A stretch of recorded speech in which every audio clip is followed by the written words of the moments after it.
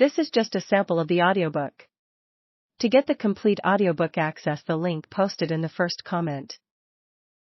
The day after my father's arrest, my mother suffered a nervous breakdown.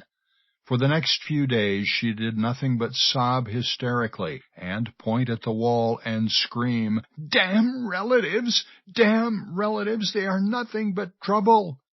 She blamed the whole thing on Aunt Zan Mei. Once, in the middle of the night, she came into our room and hugged my sisters so hard that she squealed. The next moment she pushed her away with a disgusted look on her face, as if she had hugged a dirty piglet by mistake. On the morning of the fourth day, my father came home, but only briefly. He was brought back by the Red Guards to collect some clothes before he was sent to a labor camp. Pale and hungry, my father said nothing to us. If he had been a man of few words, the ordeal had turned him into a virtual mute. For many years after that he trusted no one, not even his children. After my father left, my mother was sent to a different labor camp. She was allowed to come home once a week to check on us. Those were the darkest days in my life. In a few days I had gone from a proud Red Guard to a little anti-revolutionary and a social outcast. My friends no longer dared to come and see me, nor did I want to see them.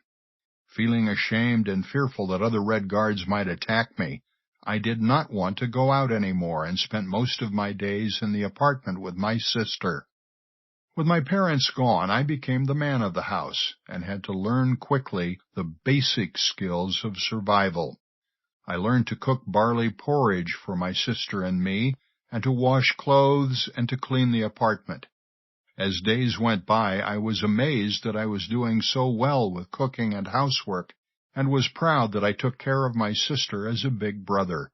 I guess I have a natural-born survival instinct, like a mouse.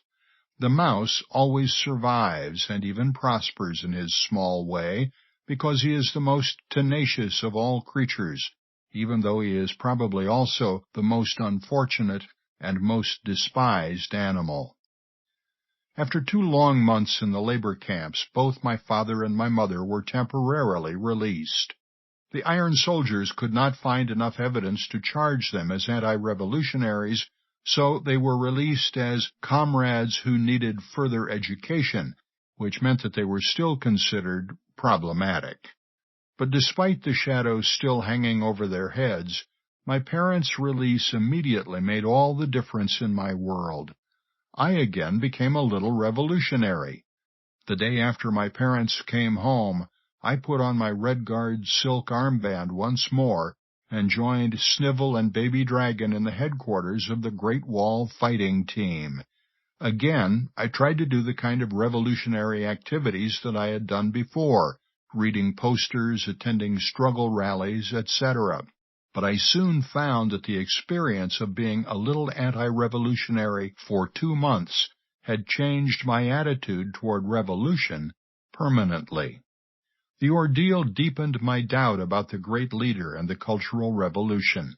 I started to realize, although still vaguely, that there was no real meaningful purpose to the Cultural Revolution, and there were no real enemies.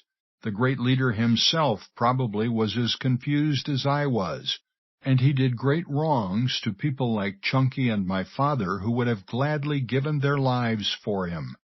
Why he had to sacrifice the lives of his most devoted followers who worshipped him like a god is a puzzle for which I still do not have an answer.